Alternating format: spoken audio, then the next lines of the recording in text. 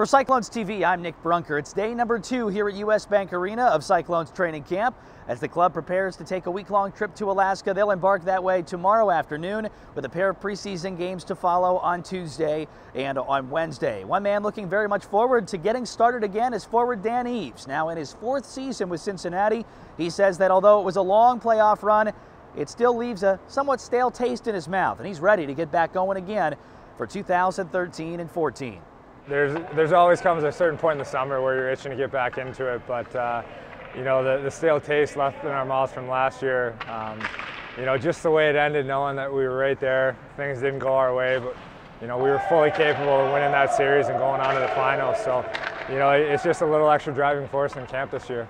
Despite having spent many years here in Cincinnati, Dan knows that he's going to have to put his best foot forward in order to impress the coaching staff and secure a spot on a very competitive roster. Oh, you know, from day one, Benny's been saying it. You know, guys are fighting for jobs. We have quite a number of guys here, and you know, not enough slots for the season roster. But you know, like you said, it's every year is kind of different. Last year we had the lockout. Just from a numbers game standpoint, this year's kind of similar to that. But you know, we have a lot of guys returning, like you said, a good core group of guys to build on from last year. And you know, it's a good competitive camp. Guys are excited to get going, and you know, take a running start into the season again. One of the other many Cyclones returners from a year ago is defenseman David McDonald. Not only did he impress the Cyclones coaching staff, but also got some attention from the American Hockey League, earning a spot at the San Antonio Rampage Prospect Camp a couple of weeks ago. An opportunity, McDonald says, helped him get even more physically ready for Cyclones camp. It was, you know, a good experience, good to get the legs under me. So, I mean, I was happy to go and do that. Sort of, you know, I didn't have many expectations going down there, sort of knew what to expect. So it's a good experience to get down there, come back here, and just, you know, maybe be in a little bit better shape than I would have been if I didn't go. So.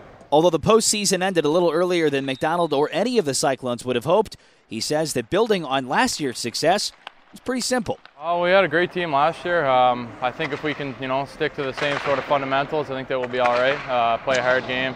Try to get the puck to the net and bodies to the net, and just you know, capitalize on our power plays and kill our penalty kills. I think we'll be all right. Unlike most ECHL teams, the Cyclones have an opportunity to go on the road and bond a bit before the regular season even begins. You know, you can look at it two ways: the travel, the shortened camp. Basically, we're kind of behind the 8 ball on that. But at the same time, like you said, great opportunity for the guys. Get out of Cincinnati. You know, plane rides, hotels, the whole nine of, you know, becoming a team on the road and bonding together. So that's going to be a really good experience for us. It's going to be a long trip, but you know, hopefully we make the most of it. You know, the guys, I mean, the guys have met each other obviously, but it's good to go on these long trips, sort of get in some hotels and, you know, get on the bus with the guys and just, you know, learn a little bit about each other. So yeah, it's always good to get out and do this.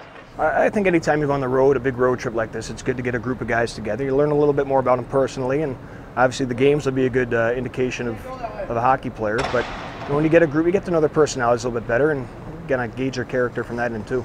Despite the tough decisions ahead, head coach Ben Simon says that for players and coaches alike, once they step out onto the ice, everything else seems secondary.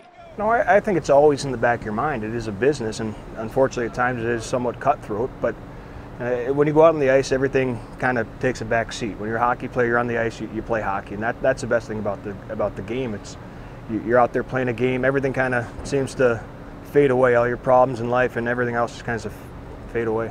The Cyclones return to US Bank Arena for one last inter-squad scrimmage later this afternoon before they board the plane to Alaska tomorrow. As we make our way out west, be sure to follow us on Twitter and Facebook and right here on Cyclones TV. Both games on Tuesday and Wednesday you can follow on my live blog. Just go to cycloneshockey.com. I'm Nick Brunker, and this is Cyclones TV.